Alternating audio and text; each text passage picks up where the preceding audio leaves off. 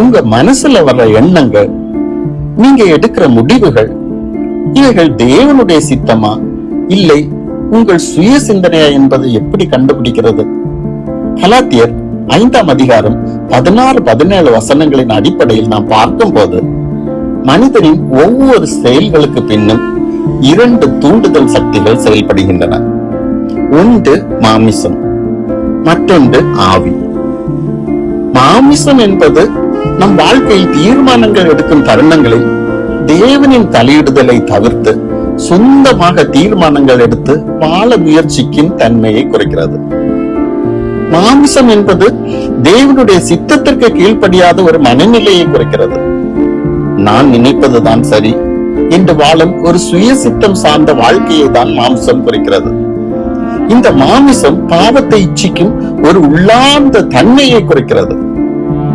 இந்த மாமிசம் ஒவ்வொரு மனிதனுக்குள்ளும் இருந்து செயலாற்றி கொண்டிருக்கிறது. ஆவி என்பது பரிசுத்தாவியை குறைக்கிறது. ஒருவன் இயேசுவை விசுவாசித்து பாவ மன்னிப்படைந்து ஞானஸ்நானம் பெற்று தன் அவயவங்களை நீதியின் ஆயுதங்களாக தேவனுக்கு ஒப்பு கொடுத்து தேவ சித்தம் செய்து பரிசுத்த ஜீவிதம் நடத்த வாழ்க்கையை அவருக்கு அர்ப்பணிக்கும் போது, அப்படி வாழ அவனுக்கு துணையாக இயேசு பரிசுத்த ஆவியை அருளுகிறார். ஆனால் இயேசுவிடம் இந்த பரிசுத்த ஆவியானவருக்காக வேண்டிக் கொள்ள வேண்டும். அப்படி உண்மையாக வேண்டிக் கொள்ளுகிறவனுக்குள் தேவனுடைய ஆவியானவர் வாசம் செய்கிறார். இந்த ஆவி ஒவ்வொரு மனிதனுக்குள்ளும் இருந்து செயலாற்றுகிறது. மாமிசம் ஆவிக்கு விரோதமாகவும் ஆவி மாம்சத்துக்கு விரோதமாகவும் இச்சிக்கிறது. நீங்கள் செய்ய வேண்டும் என்று இருக்கிறவைகளை செய்யாதபடிக்கு இவைகள் ஒன்றுக்கொன்று விரோதமாயிருக்கிறது. நீங்கள் மாம்ச இச்சைகளை நிறைவேற்ற முற்படும் போது ஆவி அதை எதிர்க்கிறது.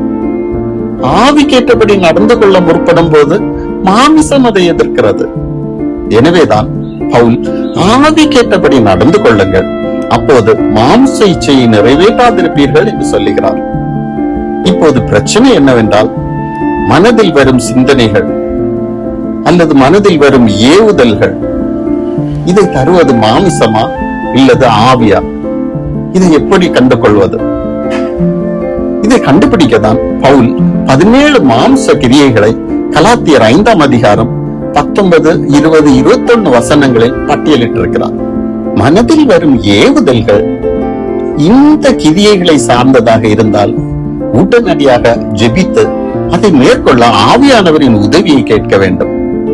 இந்த மாம்ச கிரியைகளை பற்றி தெளிவாக நாம் அடுத்த வீடியோவில் பார்க்கலாம். ஆமென்.